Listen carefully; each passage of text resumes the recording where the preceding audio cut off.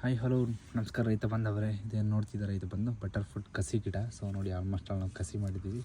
So ಒಂದು small information ರೈತರಿಗೆ. So after the ಪ್ಲಾಂಟೇಷನ್ನು planting ಮಾಡಾದ್ಮೇಲೆ ನಿಮ್ಗೆ ಆಲ್ಮೋಸ್ಟ್ ಆಲ್ ಒಂದು 6 ಮಂತ್ ತನಕ ರೂಟ್ ಸ್ಟಾಕ್ ಅನ್ನೋದು ಬರ್ತಾ ಇರ್ತದೆ.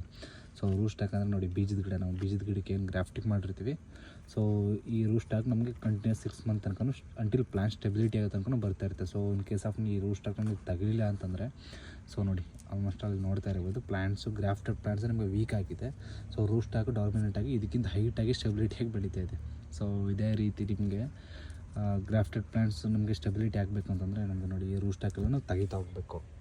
ಸೊ ಆಲ್ಮೋಸ್ಟ್ ಆಲ್ ಈ ಥರ ರೂಟ್ ಸ್ಟಾಕೆಲ್ಲ ಬಂದಿರುತ್ತೆ. ಸೊ ಇನ್ ಕೇಸ್ ಆಫ್ ನೀವು ತಗಲಿಲ್ಲ ಅಂದರೆ ಏನಾಗುತ್ತೆ ನೋಡಿ, ಇಲ್ಲಿ ಇನಿಷಿಯಲಿ ನಮ್ಗೆ ಸ್ಟೆಬಿಲಿಟಿ ಆಗಿಲ್ಲ. ಸೊ ಸೀಡ್ಲಿಂಗ್ ಕೂಡ ಹೈಟಾಗಿ ಡಾರ್ಮಿನೆಂಟಾಗಿ ಬೆಳೀತಾ ಇದೆ. ಸೊ ಪುನಃ ನಿಮ್ಮ ಗ್ರಾಫ್ಟಿಂಗ್ ಹಾಕಿದರೂ ಕೂಡ ಪುನಃ ಅದು ಸೀಡ್ಲಿಂಗ್ ಆಗುವ ಚಾನ್ಸಸ್ ತುಂಬ ಇರುತ್ತೆ. ಸೊ ನೋಡಿ, ಆಲ್ಮೋಸ್ಟ್ ಅಲ್ಲೂ ಗ್ರಾಫ್ಟಿಂಗ್ ಗಿಡಗಳಲ್ಲೇ ಸಾಯಿಸಿ ನಮಗೆ ಸೀಡ್ಲಿಂಗ್ ಆಗೋ ಚಾನ್ಸಸ್ ತುಂಬ ಇರ್ತದೆ. ಸೊ ಇದೇ ರೀತಿ ಬಟರ್ ಫ್ರೂಟ್ ಇನ್ಫಾರ್ಮೇಷನ್ ಬೇಕು ಅಂತಂದರೆ, ಮತ್ತು ಬಟರ್ ಫ್ರೂಟ್ ಗ್ರಾಫ್ಟೆಡ್ ಪ್ಲಾಂಟ್ಸ್ ಬೇಕು ಅಂತಂದರೆ, ಹರ್ಷಿಗ್ ಫ್ರೆಂಡ್ಸ್ ನನಗೆ ಕಾಂಟ್ಯಾಕ್ಟ್ ಮಾಡಿ.